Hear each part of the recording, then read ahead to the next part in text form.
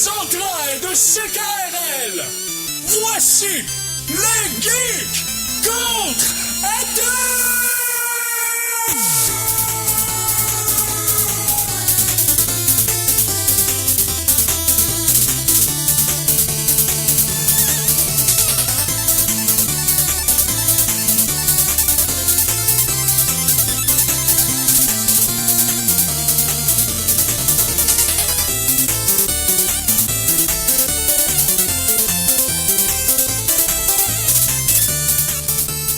Samedi le 12 mars 2016, bienvenue à cette nouvelle édition des Geeks Contre-Attaque. Mon nom est Éric Lajoie parce que c'est ce qu'on a décidé à ma place. Parce que si j'avais le choix, moi, je me serais peut-être appelé d'autres choses. Je laisse le guess à qui veut bien le prendre. À la co-animation, j'ai bien entendu le très pileux Conan Arsenault en face de moi. Salut, Mister. Bonsoir, bonsoir. À la mise en onde, Mikey G. La voix de la sagesse même, Eric, ça aurait pu être pire, t'aurais pu t'appeler Masturbin. Oh. Voyons donc, toi. Ça existe. C'est vrai que ça existe. Je sais que ça existe, mais c'est pas parce que ça existe que... Tu sais, j'aurais pu appeler cuillère à table, tu sais, ça aurait été moins... Ah, j'aime bien ça, les noms composés, oui. Oui. Bon. Oui. Et on a deux invités, je vous garde le punch pour un petit peu plus tard dans l'émission. Tout d'abord, on va commencer... Hey, on commence-tu en parlant de ce qui s'est passé récemment? Ben oui. OK. Pour apprécier les meilleures sources d'informations, vous devez vous exposer au pire. Voici les Geektualités. Alors, que s'est-il passé dans les Geektualités cette semaine, selon toi, Conan? Ben, il s'est passé quelque chose que moi je trouve assez intéressant, qui est en fait, je sais pas si on m'entend bien. Oui. T'entends très bien. Moi, je Tout m'entends. à fait. C'est pas grave. Donc, on a fait un pas de plus vers l'apocalypse des robots. Yes. Ah ouais? La singularité s'approche? La singularité s'approche parce que AlphaGo, qui est un projet, le AI de DeepMind de Google, donc a battu un joueur de Go professionnel. Donc le Go qui est un jeu extrêmement compliqué, qui pourrait même être comparable aux échecs, certains même disent beaucoup plus compliqué que les échecs parce qu'il y a beaucoup plus de choix possibles. Donc voilà, c'est fait un pas de plus vers le Rise, vers Il a battu une série de 2 de 3 contre un des meilleurs joueurs coréens, si je me souviens bien. Exactement. Et c'est un jeu qui, jusqu'à tout récemment, était prétendu comme étant impossible à... On est rendu 3-0. OK, 3-0. Oh, parce que c'était un jeu qui disait qu'il n'y avait aucun software qui allait pouvoir comme émuler la façon de jouer à Go. C'était quelque chose qui était considéré impossible là, à peine 5 ans. Voilà. Et voilà, c'est fait. Yes! OK. Star s'en prend un qui bat tout le temps au tic-tac-toe. Oui. Je pense qu'on est rendu là. Je pense qu'on est rendu là. Parce que ça va être... Mais honnêtement, par contre, j'avais déjà vu un article sur le fait qu'un jeu qu'ils sont pas encore capables de trouver un programme qui le fait efficacement, puis c'est bizarre, c'est Solitaire.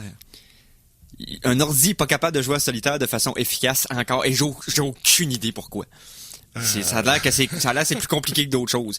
Mais qu'est-ce que ça donne de faire un programme pour qu'un ordi puisse jouer tout seul à un jeu puis que personne s'en occupe? On est rendu là! Ouais, on est rendu là. Mais bon, sur cette surdose de pertinence, on passe à une autre nouvelle, s'il te plaît. J'ai l'air fou, là. Oh, ça serait possible De quoi? d'apprendre comme dans la Matrice. Hein? À cette heure. Oh non! Oui. Tu veux dire, avec un... On se met sur un... Ben, c'est pas aussi un jack, intrusif qu'un jack XL, là, je sais pas trop, là. Ouais. Mais, il y a des scientifiques qui ont pris la map cérébrale, comme on dit, de pilotes expérimentés, soit de ligne ou militaires. Avec ça, ils ont réussi à... Oui, c'est des électrodes que tu mets sur la tête. Ils ont pris des pilotes novices et ils les ont fait jouer à un simulateur en même temps qu'ils leur faisaient passer le mapping cérébral des expérimentés par voie électrobiologique. Là. Je sais pas comment ça a marché, mais le résultat est que les nouveaux ont été 33% meilleurs après. Donc, une amélioration des capacités de 33% à cause de cette technologie-là que je suis un noob comme vous, que je ne saurais pas expliquer, mais ce serait possible d'apprendre grâce à le mapping cérébral de ceux qui ont déjà appris. Donc, il y a plusieurs possibilités comme des langues. Tu peux apprendre une langue, tu peux apprendre, Non, je sais mais pas. tu pars avec 33 points d'expérience de absolument n'importe quoi. Ouais, c'est ça. 33%. 33% Hey, mais c'est... d'un point d'expérience. Ça, c'est mais tout ça pour dire que... Oh, Les premiers balbutiements de l'apprentissage matriciel. Ben, j'ai vraiment hâte de voir où ça va mener tout ça, parce que c'est clair que ça arrêtera pas là. non, mais de toute façon, je connais du monde assez large qui trouverait quand même le moyen de décrocher à l'école si tout était appris automatiquement. Mais reste que... Non, on va voir. Je suis curieux de voir les avancées là-dedans. Par contre, qu'est-ce qui arrive s'il y a un problème? Tu sais, mettons que c'est la loi de Murphy, tu sais. Si quelque chose peut mal aller, ça va mal aller. Donc, s'il arrive un problème, est-ce que soit tu apprends d'autres choses, ou tu désapprends ce que tu as appris, ou tu... Qu'est-ce qui se passe? Ouais, je sais Ou pas ça t'efface un autre skill, ouais, tu sais, exact, comme... tu perds, Tu voulais- tu tu voulais- pousses un bloc, il y en a un qui sort. Ouais, c'est ça, tu voulais ouais. apprendre à, je sais pas moi, à mieux balayer, puis pouf, Ça gang, y est. à cette heure, t'es plus capable d'arrêter de lacets. Voilà. Ça serait bizarre. J'ai appris à monter des petits bateaux, mais j'ai perdu toute ma motricité fine. Ça serait pas pratique. Ouais. Autre chose. Ben, Alors, il y a une rumeur. rumeur. On parlait de La Tour Sombre la semaine passée. Le film Oui, basé le- sur le livre de Stephen King, la série de livres mythiques et incroyables de Stephen King. J'ai adoré cette série-là. Ah oui.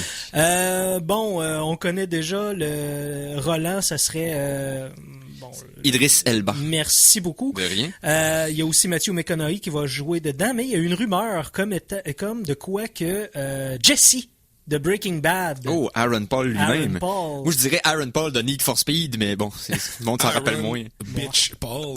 Ouais, c'est ça. Science bitch. Ah non, Aaron Bitch Paul. Celui qui a coiné l'expression bitch, c'est pas Jesse, c'est pas Aaron Paul, c'est Freddy Krueger, on s'entend. Mais bon. Ouais, ok. On est dans d'autres domaines. On est dans d'autres domaines. Bref, si les geeks qui nous écoutent connaissent la série de La Tour Sombre, ben je présume qu'il a été approché, il va être approché pour jouer Eddie, qui est l'espèce de drogué addict qui devient un compagnon de Roland. Alors, je le verrais vraiment là-dedans. Il a la shape pour, il est comme, il est maigre, il est slick, puis il a déjà l'expérience de casting, de jouer pour dans le domaine de la drogue. Donc, C'est drôle qu'il est typecasté comme junkie, je veux dire, c'est... Mais, Ouais. bon, En tout cas, il manquera pas de rôle, je te dirais que c'est ça, là-dessus, tu sais. c'est quand même pas pire. Il va toujours avoir d'ouvrage, mais... c'est genre, Bon, ok. Il était 9. On attend une autre petite nouvelle, puis après ça, on passe en musique, les boys. bah oui. Bah oui. Certain. Certain. On parle de quoi? Donc, attends un petit peu, je suis en train de regarder mes nouvelles. Oh. Et puis, oui, il y a eu une nouvelle dans le monde du cinéma qui est sortie. On a fait comme, oh my god! Et puis, qui a été contrecarrée par une non-nouvelle, ce qui est à dire, le film de Tim Burton, Beetlejuice 2. Il y a comme eu une espèce de mouvement. Moi, en fait, tout ce que j'étais au courant, c'est comme des articles qui disaient, non, voici le message officiel des porte-parole de Tim Burton, et non. Il y a pas de Beetlejuice 2 qui s'en vient. Non, mais j'ai l'impression que ça vient du buzz du fait que Michael Keaton a gagné 2 fois. A été dans le rôle principal des 2 meilleurs films aux Oscars 2 ans consécutifs. Donc le monde essaye dans le fond, de miner cette source-là puis de voir jusqu'où il pourrait aller. Je pense qu'il est tard un peu pour je pense que les suites après plus que 20 ans après le premier film, là, c'est rare que ça marche. Très rare. J'arrive pas à penser à un exemple qui a été vraiment un bon film qui a bien marché comme 15 ans plus tard. Attends, Plus que 15 ans plus tard. The Force Awakens? C'est la suite du Retour du Jedi, puis c'est plus que 20 ans après. J'ai-tu triché? Oui. Ah, ok. Mais on peut quand même dire que c'est un bon exemple, mais je veux dire, Un des seuls. à part de ça, Quand on voit récemment, en plus, il y en a eu quelques-unes des suites trop tard, des Zoolander 2 puis des Dumb and Dumber 2. c'est ça exactement. Là, puis- on est dans l'ère de ça, justement, il y en a plein, là, soit des suites ou des reboots ou des remaniements pas trop intenses, mais ouais, donc c'est jamais des bonnes nouvelles. Non. Ok. Bon, ben finalement, c'est une bonne nouvelle. Oui. Faut voir ça comme ça. Ok, allez, on y va en musique, les boys. La chanson de la semaine! chanson de la semaine numéro 1. J'ai trouvé ça sur overclockremix.org cette semaine. Ils ont fait l'annonce la semaine dernière et il y a encore des previews présentement, on n'a pas de date, pour un de leurs fameux albums qu'ils sortent de temps à autre de collaboration.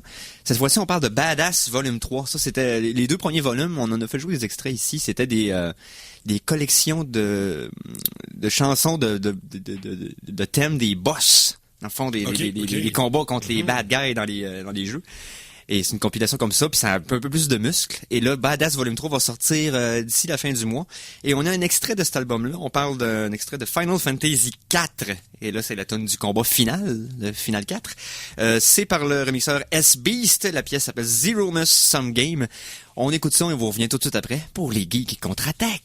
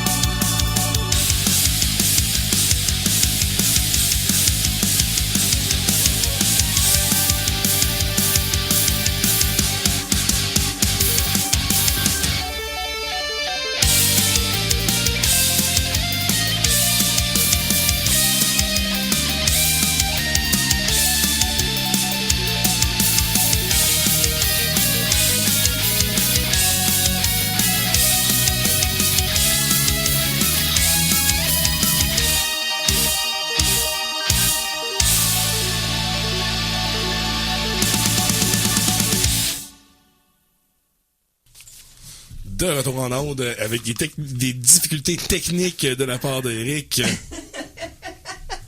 Oh, le mystère du fil qui est un nœud. Ouais, c'est ça. Il y a comme un nœud dans mon fil d'écouteur. Puis plus j'essaie de le faire, plus j'en crée d'autres. C'est excellent.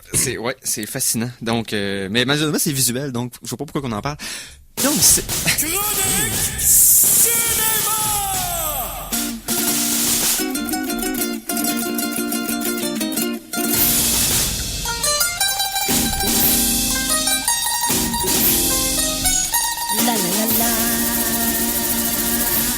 Chronique cinéma, et on va parler de quelque chose Moi, j'ai une nouvelle qui va venir en lien avec de ce qu'on va parler. Ah, ben vas-y. Le cher acteur John Boyega, qui est maintenant incroyablement connu. Ouais, qui s'est fait connaître avec Attack of the Block, mais qui est maintenant connu à cause du rôle de Finn. C'est vrai qu'il est dans Attack of the Block. Ben oui. C'est vrai, j'avais oublié. Mais donc, Finn de Star Wars a fait un tweet hier, si je me trompe pas, hier, et en disant qu'il était avec l'équipe de Captain America. Okay. Oh, il est du côté de... Il est Team Captain. Donc, s'engager contre ça, on sait tous que c'est s'engager contre une perte incroyable. Tu peux pas être contre Finn et Captain America. Ouais, je comprends le buzz des médias sociaux récemment de prendre un bar, tu sais, par rapport à... C'est la même compagnie. C'est ça, c'est Civil War, puis là t'as Team Captain America, Team Iron Man. Le problème, c'est que l'origine de ce meme-là, de prendre une team, vient d'une place que j'aime moins. C'est-à-dire, on se souviendra funestement de Team Jacob et Team Edouard. Je l'avais dans la tête, là, j'ai des frissons partout et c'est pas de plaisir. Je sais. Je suis désolé de vous avoir rappelé ça, mais c'est pour ça que j'embarque pas là-dedans. Moi, je suis Team Marvel, voilà. J'aime les deux. Mais maintenant, il faut que tu dises que t'es Team Disney aussi, là, parce que ça fait toute partie de la même gang. Je suis Team whatever. Donc... La dernière et plus récente, dans le fond, bande-annonce pour le film Captain America Civil War, qui s'en vient sur nos écrans au mois de mai, est sorti, dans le fond, cette semaine.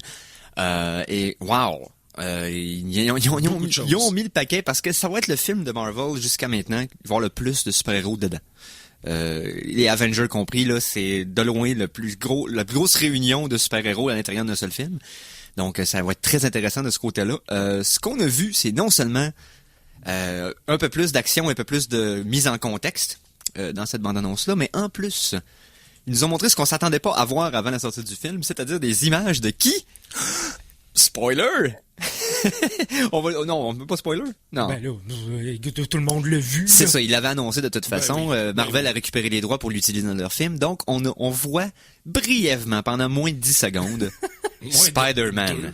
Et là, c'est Spider-Man dans les mains de Marvel, pas Spider-Man dans les mains de Sony qui savent pas quoi faire avec. Donc, j'ai aimé de la façon qu'on introduit ça. Juste un petit clin d'œil à la fin de la bande-annonce, that's it. On savait qu'elle allait être dans le film. Au moins, on a eu on a un support visuel. Maintenant, on peut voir qu'ils n'ont pas encore raté leur coup. J'aime ce qu'ils font avec le fait que les yeux sont capables de bouger, mais il faut s'attendre à ce que dans l'arc d'histoire de Civil War, dans la BD, quand Spider-Man était du côté de Captain America, Iron Man, c'est que Stark, avec sa technologie, avait aidé Spider-Man à faire une armure moi, un peu plus... Que ça, on va le voir quand même, mais c'est pas cette armure-là. Ouais, ça, je pense que c'est l'armure que Peter s'est faite parce que si on regarde vraiment bien, justement, le détail de ses yeux, on peut voir que c'est comme des mécanismes d'appareil photo. Ouais, comme une lentille, là, comme exactement. un enfant. Puis donc, lui, en tant que photographe, il a accès à ce genre d'affaires-là. On voit aussi qu'il y a des web shooters, on voit qu'il y a des petites capsules. Donc, moi, je pense que ce costume-là, c'est pas le costume fait par Tony Stark. Et je pense qu'on va le voir quand même. Ouais. Je sais pas s'il va être aussi comme extravagant que dans les BD, là, avec les de tentacules. Mais je pense pas, parce que ça fait trop vilain. À date, vu que Marvel a enfin récupéré le droit de l'utiliser, ils vont y aller assez classique pour la première approche. Ils partiront pas tout de suite. De là, pourquoi ils ont peut-être pas utilisé Miles Morales ou d'autres versions Spider-Man pour faire différent. Moi, ce que je trouve fascinant, c'est qu'une bande-annonce d'1 minute 45... On voit Spider-Man, comme tu l'as dit tout à l'heure, les 10 dernières secondes de cette bande-annonce-là, sur Internet, sur les médias et dans n'importe quel contexte que l'on parle de cette bande-annonce-là, on ne parle que de Spider-Man. Et pourtant, il y a d'autres choses qu'on voit dans la bande-annonce qui est sensationnelle et ça risque d'être une belle introduction de personnage. Là, attendez-vous à de quoi de gros. Black Panther. La raison étant qu'un film qui s'en vient de Black Panther, le casting, à date, ceux qui ont approuvé le casting par rapport à l'acteur, ça a l'air que c'est un très bon choix et ils veulent vraiment l'introduire dans l'univers de Marvel de façon assez majestueuse. Donc, Black Panther va avoir un gros rôle à jouer dans le film et il va être relativement badass à ce qu'on a pu voir dans la bande-annonce. Juste dans la bande-annonce, quand il donne un coup de griffe sur la moto tu vois que vu que il vient de Wakanda, qui est le pays qui produit le vibranium, qui est le métal avec lequel le bouclier de Captain America a été conçu. Donc, si son armure est en partie amélioré avec du vibranium, ça veut dire qu'il est complètement par balle. Il l'est parce qu'on le voit se faire tirer par un hélicoptère qui ne tire pas des petits poids, là, puis il y a des balles qui ricochent de lui. C'est Black Panther 1, Quicksilver 0, selon moi. Mais bref, tout ça pour dire que la bande-annonce est super intéressante. On n'en sait pas plus sur l'histoire. Ils ont rien dit. J'ai l'impression que ce qu'on a vu de la bande-annonce, ça se passe peut-être dans la première demi-heure du film. Généralement, Marvel ne spoil pas leur fin de film dans les bandes annonces. Troisième acte, on voit d'habitude toujours des petites shots, petits indices, mais rien de gros. Mais rien de gros, exactement. C'est une belle mise en bouche. J'ai vraiment hâte d'aller voir ça. Parce que ça risque d'être le plus gros des films de Marvel jusqu'à maintenant. Il y a quelque chose que j'ai vraiment beaucoup aimé dans le trailer. Il y a deux choses que j'ai vraiment particulièrement appréciées. La première, c'est que un peu à l'image de DC, où est-ce que on critiquait, mettons, Man of Steel pour justement destruction massive sans vraiment répercussion. Là, c'est le premier film de Marvel qu'on voit comme scène à scène toutes les destructions massives dans chaque film, comme et là, le gouvernement qui fait comme c'est assez. Ouais, c'est ça. J'ai trouvé ça super intéressant qu'il montre comme enfin d'un seul bout comme toutes les villes qui ont été détruites dans l'univers de Marvel à date, mais on s'en rendait comme pas compte tant que ça à cause qu'ils sont comme distribués dans le fond, sur plusieurs qu'on films. voit que la façon que la planète Terre, mis à part les super-héros, réagissent aux conséquences de ces catastrophes-là, et piler une par-dessus l'autre, ben là, ça va créer les événements de Civil War. Donc, les super-héros devraient s'enregistrer, devraient être surveillés, alors que d'autres disent que non, ça va être dangereux si c'est utilisé par le gouvernement, etc. Donc, c'est là que les deux factions vont se faire, selon moi.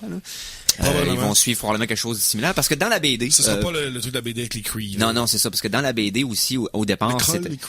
dans la BD, ça avait commencé avec un attentat. Dans le fond, c'était le personnage Nitro, qui avait été... c'était une émission de télé-réalité sur les New Warriors qui avait croisé Nitro dans une petite ville américaine.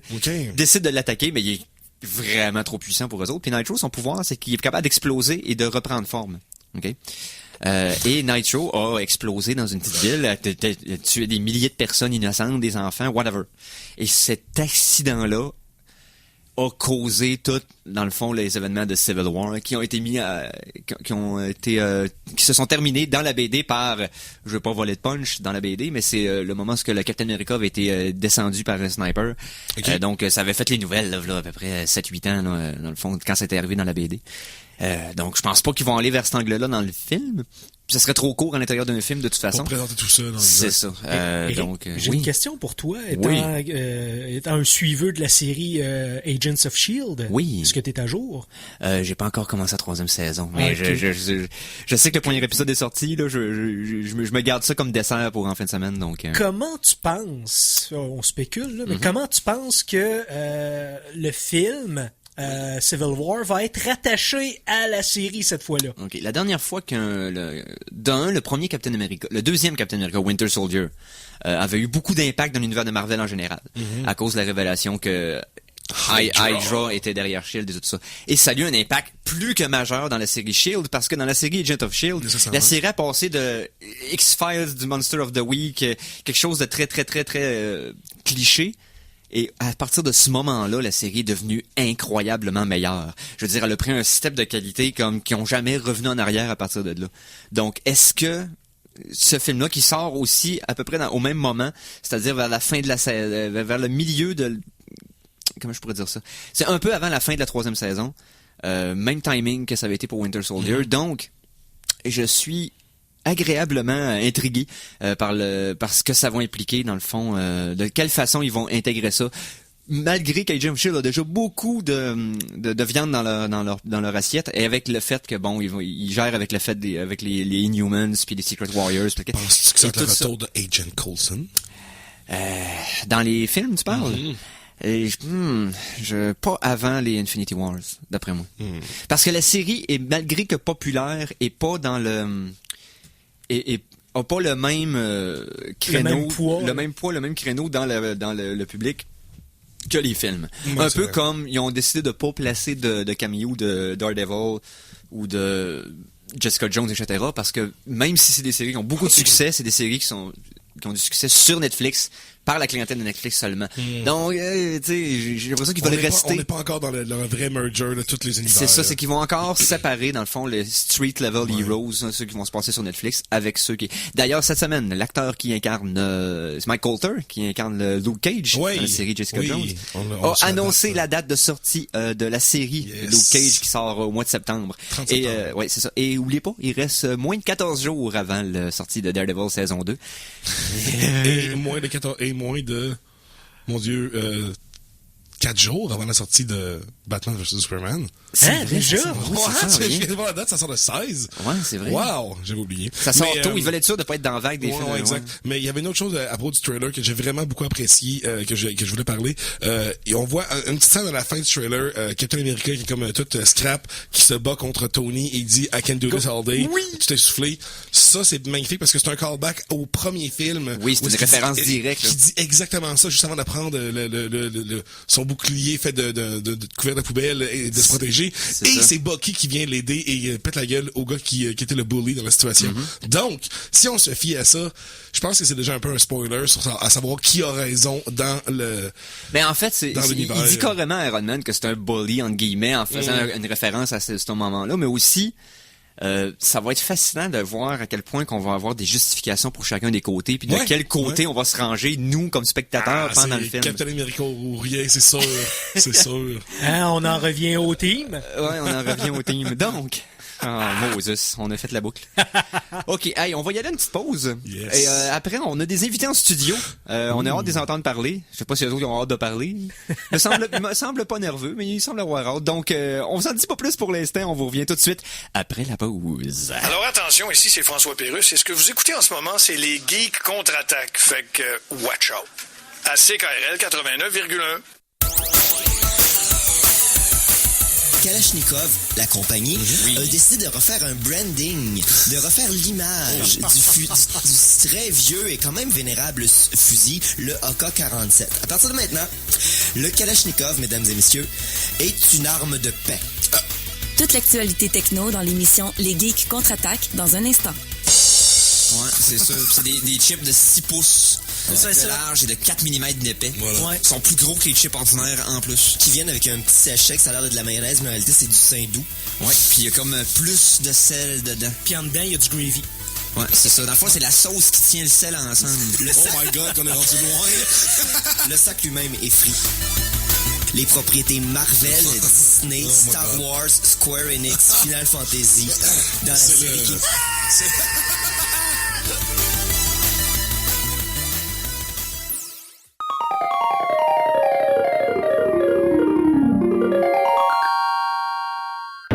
De retour de la pause, revoici les Geeks contre-attaque!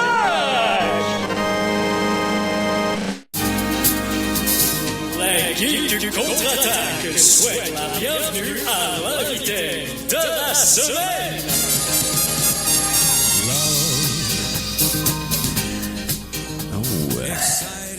Alors, les geeks vous présentent le thème des invités de la semaine. Donc, cette semaine, on va rencontrer des gars de la place, des gars de Québec. On parle à Philippe Bérubé et Marc-Olivier Bourgault pour Québec Street Fighter. Salut les boys! Donc, tu peux t'approcher un petit peu du micro, Marc-Olivier, ça va être parfait. Bon, donc, Québec Street Fighter, en gros, ça se trouve être quoi? En fait, c'est une communauté qui a été créée il y a environ 8 ans. Pendant longtemps, on était environ 6-7. À notre gros maximum, on était 12. C'est une petite communauté à Québec comparée à Montréal. Dans le fond, on se rejoint pour jouer à Street Fighter à chaque semaine ou chaque 2 semaines. Mais je dirais que depuis la sortie de Street Fighter 5, on n'a jamais vu un engouement aussi grand. On est 24 à chaque 2 semaines. Donc, ça a doublé. Oui. Puis il y a d'ailleurs Street Fighter 5 qui vient de sortir avec je dirais, je sais pas si c'est controversé, mais mettons une sélection de personnages assez modeste. Oui, On va dire ça comme ça. Il y a seulement 16 personnages. Capcom promet d'en sortir environ 6 par année. OK. Par contre, en leur défense, je pourrais dire que les 16 personnages sont vraiment différents les uns des autres, donc ça apporte quand même beaucoup de variété. J'imagine aussi que c'est plus facile de faire une balance dans le jeu, parce que pour les jeux de combat, c'est important que les personnages soient le plus balancés possible. Okay? Exactement. Donc, ça a peut-être été plus facile pour eux de balancer le roster, entre guillemets. Donc, voilà. Street Fighter V qui vient de sortir, vous autres, vous avez eu un bel engouement là-dessus pour la compétition. Comment ça se passe une soirée là, Québec Street Fighter? Ben, on commence par se rejoindre. On a généralement 7 postes. Puis c'est très le fighting game, c'est un e-sport qui c'est très friendly. T'sais, si tu compares à beaucoup de choses, les gars se parlent, les gars jasent, des gars de n'importe quel style. Puis on s'assit, on joue, on serre la main, on fait 2-3 combats, on alterne. Les nouveaux, ils se font guider par les joueurs les plus expérimentés. Oui. Oui, puis en plus, je sais pas si c'est juste mon impression à moi, mais pour les jeux de combat, c'est un style de gaming qui est vraiment plus agréable à faire en personne avec quelqu'un que online. Parce que, je sais pas, en personne, tu peux te donner des cues, tu peux voir la face de la personne qui réagit, la façon que tu joues. Alors qu'online, je sais pas, c'est beaucoup plus... T'as plus l'impression de jouer contre un AI quand tu joues online que contre quelqu'un. Je sais pas si c'est peut-être mon impression personnelle, là, mais... Mais c'est pas ton impression parce que, veux pas, quand tu joues, tu le prends un peu personnel. Puis, il y a comme une espèce de metagame d'alpha male qui peut embarquer dans le décor parce que quand t'es en train de battre quelqu'un, tu le sens. Tu le sens qu'il se sent écrasé, mettons, par ta pression. Ouais. Puis tu peux jouer là-dessus aussi. Là. Pour ceux qui sont pas trop au courant, là, on s'entend, la plupart des gamers connaissent la franchise Street Fighter. Évidemment, depuis le 2, parce que personne n'a joué à Fighting Street, donc effectivement il est un petit peu mauvais, j'ai essayé, mais Street Fighter 2, la communauté de combat a commencé très tôt dans l'histoire de ce jeu vidéo-là, mais elle a pris un gros engouement à partir du 4, étant donné que le jeu permettait de jouer en ligne et tout ça. Le 4 qui a quand même eu un bon 3-4 ans de vie, là, pour être honnête. C'est même 7 ans. C'est quasiment 7 ans, là, je veux dire, avec les expansions et tout ça. Et c'est quoi les différences majeures entre le 5 et le 4? Parce que le 5 vient de sortir, qu'est-ce qu'ils ont amené dans la mécanique du jeu de base qui le rend vraiment unique? En fait, c'est ce qui le rend unique, c'est même un retour aux sources. Avec Street Fighter 3 et 4, ils avaient rajouté des choses assez complexes. Dans le 5, ils ont voulu retourner un petit peu au mode Street Fighter 2, sauf que ils ont rajouté un mode qui s'appelle V-Trigger, qui se trouve à être une barre qui monte quand que tu te fais taper dessus ou que tu fais un autre coup qui s'appelle le V-Skill. Le V-Skill, c'est dans le fond une habilité que chaque personnage a. Puis le V-Trigger, c'est une chose que tu actives durant le combat qui te permet d'avoir des pouvoirs plus spéciaux là, pendant un laps de temps où c'est un coup spécial qui va durer juste une fois aussi. Là. Est-ce que c'est comme un peu le Ultra dans... Non, mais je pense que la meilleure façon de le décrire, c'est que voir un peu tous les personnages un peu comme un super-héros, comme dans Marvel, puis chaque personnage possède une mécanique propre à lui, une mécanique unique qu'il peut exploiter, puis c'est un peu avec ça qu'ils font la balance. Et tu prends, mettons, moi je joue Vega, mais mon V-Skill, c'est que mon personnage, il tourne sur lui-même, il passe au travers des projectiles, puis il frappe. Puis son V-Trigger, c'est qu'il lance une rose. Si la rose touche, il se téléporte, puis il frappe. Okay. Mais t'as Ryu, lui, que son V-Trigger, c'est qu'il se cogne les poings, puis là, il y a de l'électricité qui sort de tout son corps. Il peut faire des boules de feu imbloquables s'il charge sa boule de feu au complet, par exemple. Oui, puis il lance ses boules de feu plus vite, il est plus rapide. Fait que dans le fond, ça fait un genre de game de roche-papier-ciseaux, entre guillemets, c'est-à-dire que tu sais que telle technique va être plus forte contre la technique d'un autre, mais cette technique à lui peut être plus forte contre un autre personnage, etc. dans le fond. Non, ça crée que chaque personnage a une dimension unique qu'il apporte au jeu. Ah, ok. Parce que je sais que Street Fighter 4 s'était beaucoup plus rapproché de la série Alpha, Street Fighter Alpha, par rapport à la façon que les spéciales fonctionnaient, tout ça, que la série originale, parce qu'il n'y avait pas vraiment d'ultra attaque dans les Street Fighter 1, 2, puis 3 à la limite, si je me rappelle bien. Il y en avait. Mais dans le 4, on s'était vraiment plus rapproché des alphas, selon moi aussi, là, mais je sais pas si là-dessus on en ressemble plus à la série de base ou à la série alpha. Je dirais que c'est un heureux mélange des deux. Ceux qui jouent depuis longtemps l'ont remarqué. Le 5, d'ailleurs, il y a beaucoup de vieux joueurs de Street Fighter Alpha et Street Fighter 2 qui sont revenus pour le 5 parce qu'ils n'avaient pas aimé le 4. OK. Ben, le 4 est quand même assez varié, là, je veux dire. Oui. il y en avait quand même pour tout le monde. Oui. Mais, tu sais, moi, je vous donne un exemple. J'étais un joueur de Sagat. Il n'y a pas Sagat dans Street Fighter 5. Fait que là, je suis comme déçu. Fait que probablement, je vais avoir besoin de retourner à Ryu. Parce que je suis un débutant. Donc, mais sinon, à la base, ce que tu avais commencé, parce que là, je t'ai coupé et je sais plus ce que j'allais. Dans le fond, le Street Fighter 5, c'est un jeu vraiment plus rapide. Street Fighter 4, c'était très méthodique, très technique, puis il y avait beaucoup de choses à savoir pour apprécier le jeu à un niveau de base. Je pense que Street Fighter 5... même les débutants peuvent apprécier, mais le jeu reste avec une belle profondeur quand même. Donc, c'est vraiment pour les débutants, mais pour les experts aussi. Un peu comme Smash. Exactement. Super Smash, qui est un jeu qui est super facile à apprendre les bases, mais que plus tu joues, plus que c'est très long à masterer, mais très court à apprendre. Donc, une belle courbe de progression. Exactement. J'imagine que c'est vers là qu'il allait aussi. Là. Ah, nice. Je sais que certains membres de Québec Street Fighter ont été au EVO là, il y a quelques années. Là. Donc, ça, c'est EVO. Pour ceux qui savent pas, c'est un événement aux États-Unis à Las Vegas dans lequel il y a un paquet de compétitions de tous les jeux de combat inimaginables et les meilleurs au monde se ramassent à la même place pendant une fin de semaine. Donc, c'était quoi l'expérience un peu pour ceux qui y étaient? Là? J'ai Phil, moi, je suis allé 2 fois l'EVO. 2 fois? Wow. Je pense y aller cette année encore. L'EVO, c'est vraiment particulier. Là. Il y a une énergie qui est vraiment ridicule. Là. Juste pour t'imaginer, Ça prend du monde vraiment craqué pour entendre 5000 gars crier Pikachu quand ça joue à Smash Bros. Parce que le gars, il réussit à miraculeusement sortir 4 personnages, 4 stocks de l'autre, avec le même combo de suite, et la foule est complètement énergisée. En 1 minute en plus. Ouais, c'était ridicule. Ouais, non, C'était tellement hype, là. Ça, puis l'idée, c'est que t'as une foule énorme de gens qui comprennent tous le même langage, qui sont tous dans le même bateau, et que quand il y a un événement sur les gros écrans, tu vois un combat, tu vois une remontée spectaculaire. T'as pas besoin d'être dans le contexte, comprendre. Tout le monde t'embarque dans le flow, puis il y a des vidéos spectaculaires d'ailleurs de Street Fighter, de combats épiques là depuis Il y a des commentateurs sportifs aussi qui l'ont tellement pour livrer. Moi, j'adore Yipes. Il fait penser à une espèce de rappeur black, puis en tout cas. Quand il voit que quelque chose va se passer, comme je pense à un moment donné, c'était Justin Wong qui est en train de revenir, puis he's doing it!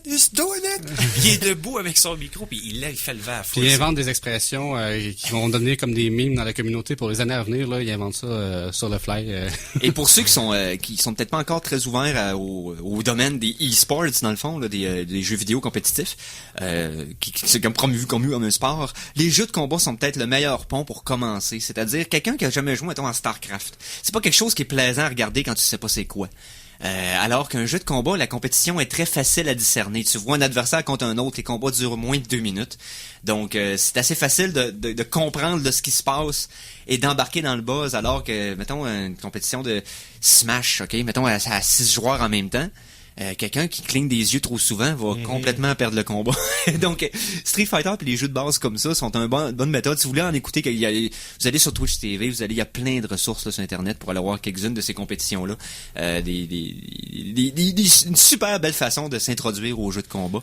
D'ailleurs, moi, c'est comme ça que j'avais commencé environ 8-9 ans. J'avais regardé des vieilles vidéos de Evo, puis j'ai fait, mais c'est donc bien excitant, je veux participer à ça, puis c'est comme ça que c'est commencé. Yes. Donc, vous autres, c'est à toutes les semaines, toutes les 2 semaines? Toutes les 2 semaines. OK. Est-ce que vous, est-ce qu'il y a un intérêt pour vous d'avoir des nouveaux membres? J'imagine que oui. Oui, en fait, parce que ce qu'on avait comme problème avant, c'est qu'on a un petit groupe de joueurs qui étaient vraiment très forts, puis on en avait qui étaient vraiment moins forts. Donc, il y avait un gros écart. Un gros écart, puis les nouveaux joueurs qui arrivaient, souvent ils se faisaient planter, puis on les revoyait plus. Tandis que là, plus qu'on a de joueurs, plus qu'on a un bassin de niveaux variés. Oui. Donc les débutants peuvent jouer avec des débutants puis les intermédiaires, puis tandis que les pros, si on veut, on n'a pas vraiment de pros à Québec, mais ils peuvent aider les autres, jouer entre eux, puis dans le fond, ça te fait vraiment un univers qui est complet pour à peu près toutes les gammes de calibres pour arriver puis pouvoir s'amuser avec la gang là-bas. Exactement. Donc, y a-t-il une façon de vous rejoindre, vous autres? Présentement, on est juste sur Facebook, sur Québec Street Fighter. OK, Québec Street Fighter sur Facebook. Et donc, s'il y a des gens qui sont intéressés, ils peuvent vous envoyer des messages. Est-ce que y a quelques-uns dans votre communauté qui aimeraient bâtir éventuellement une équipe pour essayer d'être pro? Est-ce qu'il y a quelqu'un qui a l'ambition? J'imagine que c'est un commitment d'entraînement que faut quasiment pas que tu aies de job à temps plein. Là. Ouais. On a des très bons joueurs à Québec Street Fighter, des joueurs qui sont capables de se rendre loin en tournoi.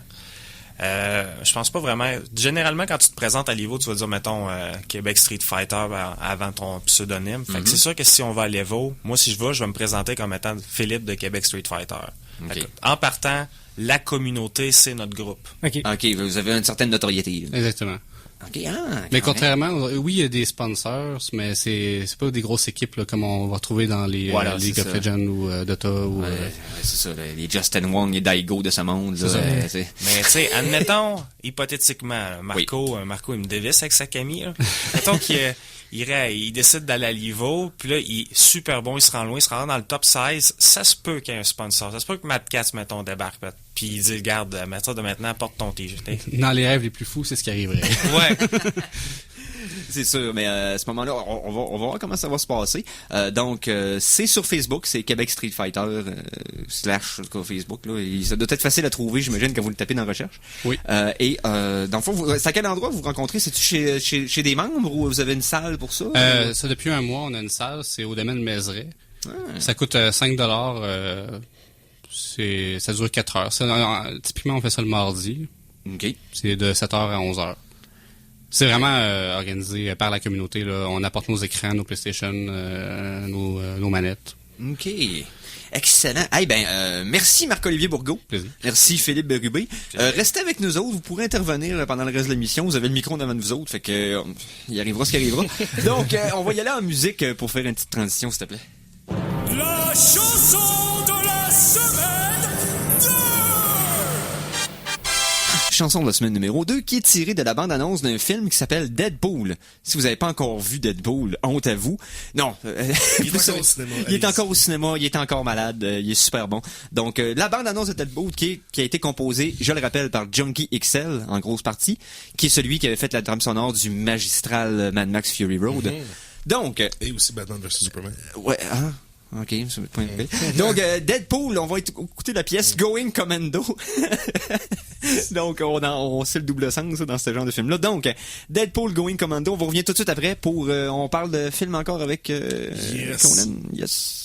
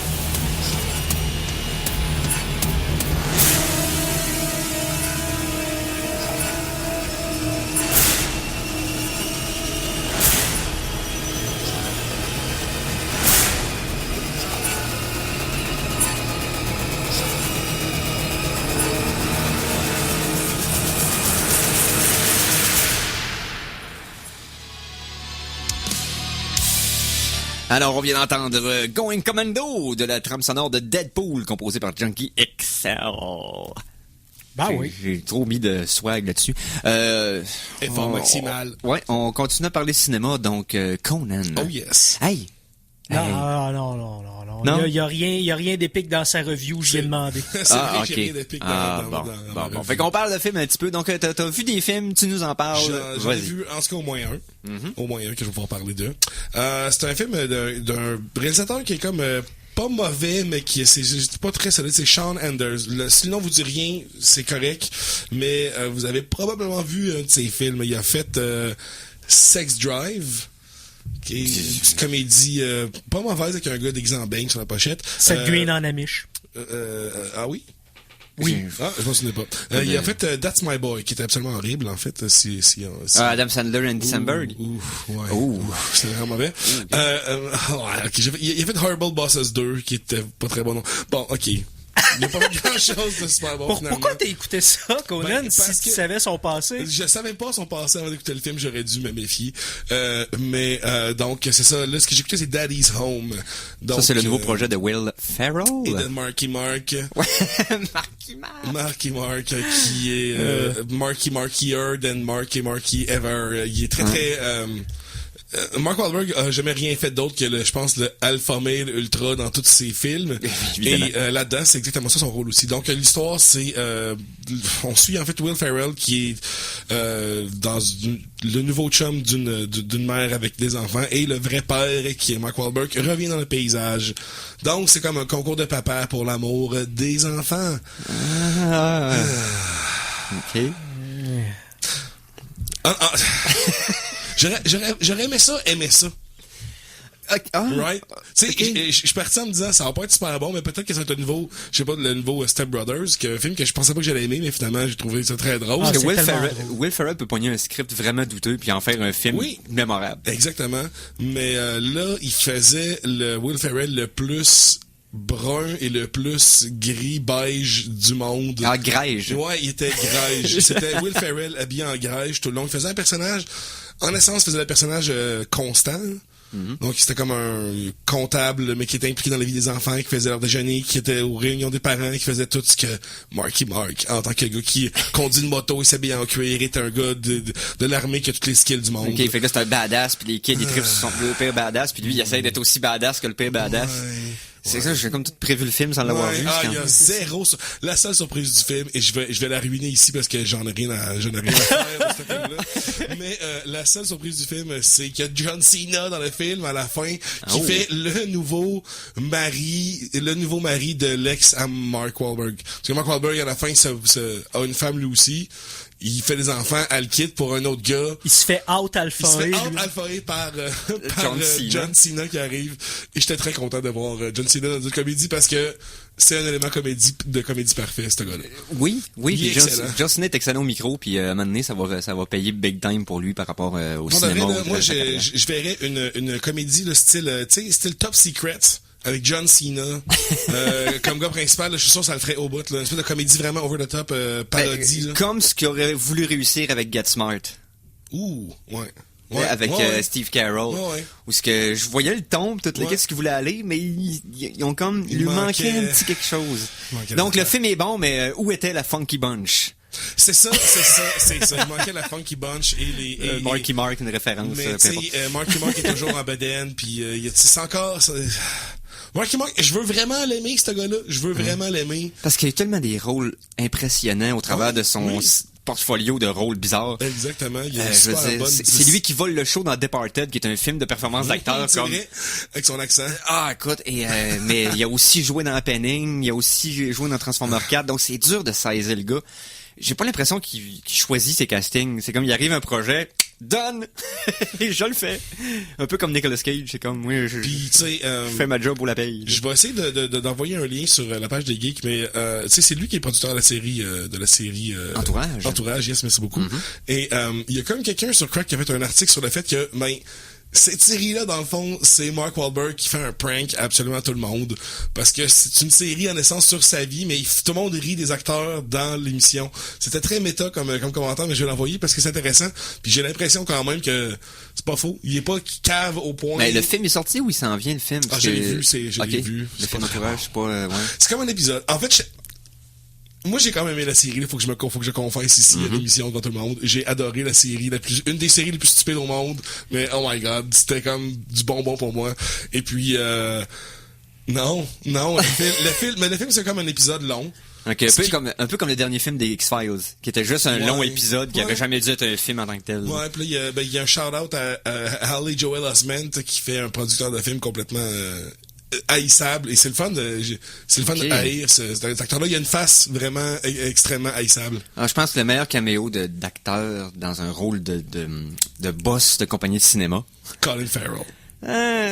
Il était bon dans Horrible Bosses. Tom Cruise dans Tropic Thunder. Ouais, j'avoue, c'est l'un des meilleurs producteurs. Et peut-être un des meilleurs rôles de Tom Cruise. Un des rôles les plus surprenants de Tom Cruise, en tout cas. Oui. C'est tout. Combien d'abdos sur 5? Je donne... un 2-pack sur 6? Ouais, deux Marky Mark en bedaine et demi. Ouais. Sur ouais. Ok, c'est ceux qui veulent tuer 2 heures, puis... Ouais, si vous n'avez rien fait en attendant d'épuiser votre temps qui reste sur la Terre, c'est 1h30 comme ça. Donc, la semaine prochaine, Batman vs Superman, on va peut-être en parler. Oui, non, finalement, je me suis trompé, c'est le 25. Le 25 mars. Oui, c'est ça, je sais pas pourquoi j'avais le 16 en tête. Okay. T'es mêlé? Ouais, je suis mêlé raide. Pas rapport. En tout cas. Mais on va en parler. Oui, on va en parler. Parce que j'imagine que certains d'entre nous vont s'organiser pour aller le voir. Puis ce coup-là, d'aller le voir. On va s'organiser, pour vrai. On fera pas comme on a fait pour Deadpool, puis se ramasser devant une salle pleine à 11h le soir et pas d'autre option. Hey, sinon, chers auditeurs, chères auditrices, le Radioton s'en vient. Oui. Ça s'en vient, là. Il faut que vous nous aidiez. Oui. Objectif de 40 000 $. On est en pleine campagne pré-membership. Au coût de 25 $. Procurez-vous votre carte de membre. Yes. Vous avez droit à non seulement des rabais chez quelques marchands de la ville très intéressants, mais aussi, lorsqu'il y a des concours, vous pouvez y participer sur les ondes de CKRL. Exactement, ça prend la carte de membre pour ça. Ça prend la carte de membre. Alors, participez en grand nombre. Yes. Et l'émission qui suit, c'est Les Oreilles ailleurs avec Michel Monette. Yes. Merci, Mikey. Donc, hey, c'est déjà ce qui met fin à l'émission. Alors, je vais vous saluer. Donc, salut Marc-Olivier. Salut Phil. Salut. Conan, merci encore. Ça fait plaisir. Mikey Boy. Suivez-nous sur Facebook et sur YouTube également. On a une chaîne où il y a plusieurs de nos émissions et sur SoundCloud. Écoutez ce qu'on dit pendant les pauses musicales et pendant les pauses publicitaires. Plusieurs compléments d'informations. C'est comme les enfants de la télé en extra, mais plus cheap. Ouais, pour le meilleur et surtout le pire. Et surtout, revenez-nous la semaine prochaine pour d'autres niaiseries sur l'univers geek. Donc, salut les geeks!